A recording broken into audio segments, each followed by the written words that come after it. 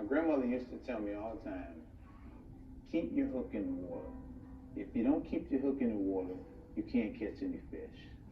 And so I think art's the same way. You gotta just keep fishing, keep fishing. Sooner or later you'll get a bite. And other times there's a particular piece that you want to do, and you start working on it, and sometimes it comes out really good, and sometimes it kind of morphs into something else.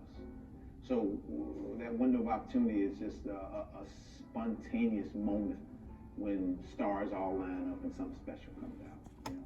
I like red. I use red in probably 95% of my pieces. I just love that color, and there's something luscious and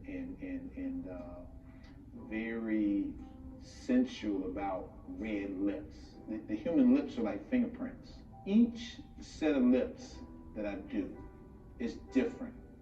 You know, it's kind of like they said that Billie Holiday never sang the same song the same way twice. You know, you try to keep evolving, keep changing. So in other words, like for instance, my nudes. Not all the time, because sometimes I like to take a piece of clay and just spontaneously sit down and just create a piece from that strip of clay. But a lot of times those sketches, the ones that are special, I look at them and go, you know, I think I'll work on that. And it takes about 10 days to create a piece from start to finish. In the beginning, I started doing the vessels and the bowls. And I started putting faces in some of the bowls that I had, because I love faces. I always like faces. I was in the studio one day, and I just decided I would do a mask, because I always liked masks. And I basically was taking my fingers and just kind of digging into the clay and just creating these faces, these real raw, you know, images of a mask.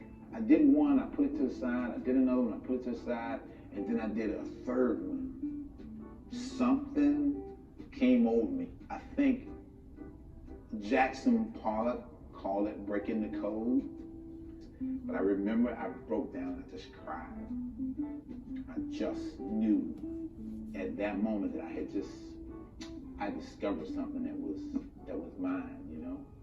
Quit my job in 1999 to do this full time. And I think because I'm self-taught, it's always been very surreal that I've been able to make this work and make a living doing it.